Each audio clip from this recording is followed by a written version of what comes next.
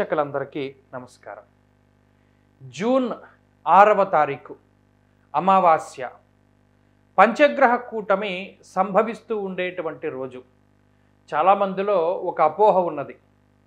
పంచగ్రహ కూటములు కాలసర్పదోషాలు, షష్టగ్రహ కూటములు లేదా సప్తగ్రహ మాలికా యోగాలు. కొన్నిసార్లు మీరు చూసే ఉంటారు, పరివేష అంటారు. సూర్యుడి చుట్టూ ఒక వలయంలా వస్తుంది. అలాగే చంద్రుడికి దక్షిణ శృంగం పెరగడం, అనగా చందమామ ఇలా ఉన్నప్పుడు ఉత్తర శృంగం పెరిగితే ఒక ఫలితం, దక్షిణ శృంగం పెరిగితే ఒక రకమైనటువంటి ఫలితం. ఇలా ఈ కూటములు లేదా మాలికా యోగాలు లేదా మరి ఏ ఇతరత్ర గ్రహాలు కలిసినప్పుడు బృహత్ సంహితాది గ్రంథాలలో చెప్పినటువంటి విధంగా ఒక్కొక్క దానికి ఒక్కొక్క ఫలితం అనేటువంటిది ఉంటూ ఉంటుంది. అయితే ఇందులో చాలామంది భయపడేటువంటి విషయం ఏమిటి అంటే, 5 గ్రహాలు అమావాస్య రోజున కలవడం అనేటువంటిది దానికి ఏదో ఒక గొప్ప ప్రాధాన్యత వచ్చింది అనేటువంటి విధంగా మాట్లాడుకుంటూ ఉన్నారు. నిజానికి ఇటువంటి కూటములు ఇంకొక అపోహ ఏంటి అంటే, ఇది 100 సంవత్సరాలకు సారుస్తోంది లేదా 150 సంవత్సరాలకు సారుస్తోంది అనేటువంటి అపోహ కూడా చాలామందిలో ఉన్నది. నిజానికి ఇటువంటి కూటములు, గ్రహణాలు, పరివేషలు లేదా సప్తగ్రహ మాలికా యోగాలు ఇవి సంభవిస్తూనే ఉంటాయి. కొంత అరుదు కానీ మరీ అరుదు కాదు. అంటే మరీ ఇన్ని సంవత్సరాలకు ఒకసారి జరిగేటువంటి పరిస్థితి కాదు. గత 2-3 ఏళ్లుగా ఈ పంచగ్రహ కూటములు, షష్టగ్రహ కూటములు చాలాసార్లు వచ్చాయి. ఈ పంచగ్రహ కూటమి వస్తే కరోనా వస్తుందనో లేదా ఇంకో ఉపద్రవం వస్తుందనో కొంత దుష్ప్రచారం జరుగుతూ ఉన్నది. దాన్ని భవిష్యదర్శిని ద్వారా ఖండించేటువంటి ప్రయత్నం చేస్తున్నాను.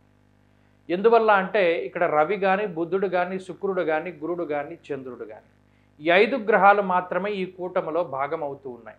అందులో అమావాస్య కాబట్టి రవిచంద్రులు కలిశారు. ప్రతి అమావాస్యకి రవిచంద్రులు కలుస్తారు. అలాగే రవి బుధులు కలవడం కూడా, అలాగే రవి శుక్రులు కలవడం కూడా పెద్ద విశేషమైనటువంటిదేం కాదు. రవి గురులు కూడా కలుస్తూ ఉంటారు, మూఢాలవి వస్తూ ఉంటాయి. కాబట్టి ఇందులో ఏది కూడా అసాధ్యమైనటువంటి కాంబినేషన్ ఏమీ లేదు. ఇందులో ప్రతి గ్రహము కూడా ఇప్పుడొకప్పుడు కలిసేటువంటి గ్రహమే. కాబట్టి ఇందులో మనం చెప్పదలుచుకున్నది ఏంటి అంటే, అయితే ఇటువంటి కూటములు సంభవించినప్పుడు దేశ కాలమాన పరిస్థితులపై, ఎందుకంటే బృహత్ సంహితాది గ్రంథాలు చెప్పింది కూడా అదే, దేశ కాలమాన పరిస్థితులపై ప్రభావాన్ని చూపెడుతుంది. మరి ఈ కూటమి ఎలా ప్రభావాన్ని చూపెడుతుంది అంటే, వర్షాధారితమైనటువంటి పరిస్థితులు, అనగా జూన్ నెల 4వ తారీఖు దగ్గర నుండి జూన్ నెల 8వ తారీఖు వరకు ఈ పంచగ్రహ కూటమి వల్ల కొంత అధికమైనటువంటి వర్షపాతం సంభవించడం కానీ, తీవ్రమైనటువంటి తుఫానులు కానీ, ఋతుపవనాలు కానీ లేదా గాలి వానల వల్ల వచ్చేటువంటి ఏదైనా కొద్దిపాటి సమస్యల వల్ల మాత్రమే ఇబ్బందులు వాటిల్లేటువంటి ప్రమాదం ఉన్నది. ఆ ఒక్క విషయం మాత్రం మనం జాగ్రత్తగా ఉండాలి. అంటే పంట చేతికొచ్చేటువంటి సమయం కొంతమందికి కాబట్టి ఈ కూటములు అవి సంభవించేటప్పుడు అకాలమైనటువంటి వర్షాలే ఎక్కువగా సంభవిస్తాయి. కాబట్టి ఆ అధికమైనటువంటి వర్షపాతాన్ని గురించి మనం భయపడాలి తప్పితే మరి ఏ ఇతరత్ర ఉపద్రవాలు ఇవి కూడా మనకి సంభవించవు. అయితే మరి ఏ కూటమి ఏర్పడినా 12 రాశుల వారి మీద కూడా అది ప్రభావాన్ని చూపెడుతూనే ఉంటుంది.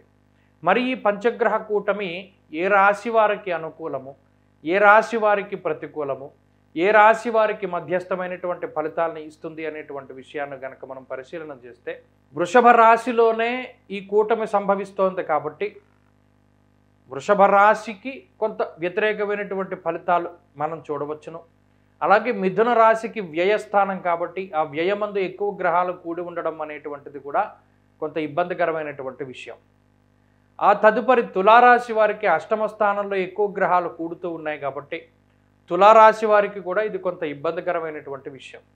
అలాగే కుంభరాశికి అర్ధాష్టమ స్థితి. అయితే ఇక్కడ ఒక విషయం గుర్తుపెట్టుకోవాలి, మిగతా రాశులకి లేనటువంటి ఎక్సెప్షన్ ఒక్కటి కుంభరాశికి ఉన్నది. ఏంటంటే మిగతా రాశులకి ఈ కూటమి వల్ల వచ్చేటువంటి సమస్యల నుండి బయటపడేసేటువంటి గ్రహాలు కొంత తక్కువగా ఉన్నాయి. మరి కుంభరాశికి మాత్రం ఈ కూటమి నుండి బయటపడేసేటువంటి గ్రహం ఉంది, అది కుజుడు. కుజగ్రహం 3వ స్థానంలో స్వక్షేత్రంలో చాలా బలమైనటువంటి ఫలితాలను ఇస్తూ ఉన్నటువంటి కారణం చేత, అందులోనూ చతుర్థ శుక్రుడు, చతుర్థ బుధుడు, అలాగే ఈ 6వ తారీఖు తర్వాత ఉండేటువంటి చంద్రుడు, దాదాపుగా మెజారిటీ 3 గ్రహాలు ఈ రాశి వారికి అనుకూలంగా ఉన్నాయి ఒక్కరోజు గ్యాప్లో. కాబట్టి కుంభరాశి మీద అంత ప్రభావం ఉండదు, కానీ కొంతలో కొంత వ్యతిరేకమైనటువంటి ప్రభావం ఉంటుంది. అంత భయపడేటువంటి స్థితి అయితే కాదు. మరి ఇంకొక వృషభ రాశిని కూడా మనం పరిశీలన చేస్తే ఈ రాశిని కాపాడేటువంటి గ్రహం కూడా ఉన్నది, రాహువు లాభస్థానంలో. అంటే దశమంలో మిథునానికి, వృషభానికి లాభంలో, అలాగే తులకి 6వ స్థానంలో, కుంభానికేమో తృతీయంలో కుజుడు ఉండడం.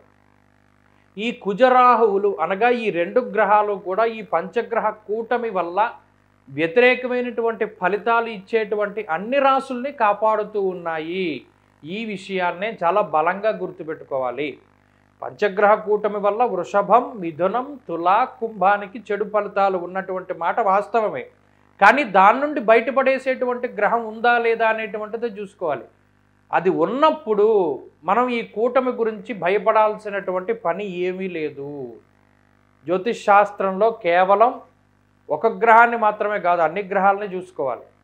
అలా చూసుకున్న సందర్భంలో వృషభ రాశి వారికి లాభరాహువు, మిథున రాశి వారికి దశమ రాహువు, తులారాశి వారికి షష్ఠరాహువు, కుంభరాశి వారికి తృతీయంలో ఉండేటువంటి కుజుడు.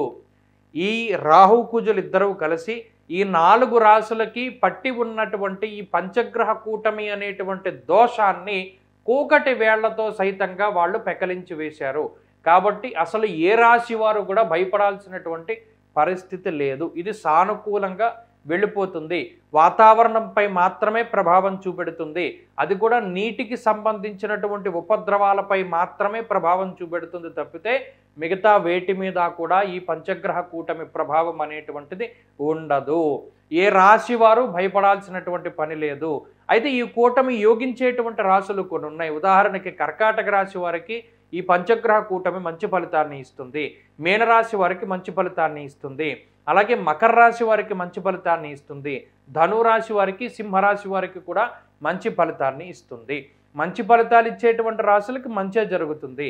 చెడు ఫలితాలు వచ్చేటువంటి రాశులకి మాత్రం రాహు కుజుల తాలూకు అనుకూలత ఉండడం వల్ల ఆ 2 గ్రహాలు మిగతా గ్రహాలు ఇచ్చేటువంటి ఈ చెడు ఫలితాన్ని తీసేశాయి.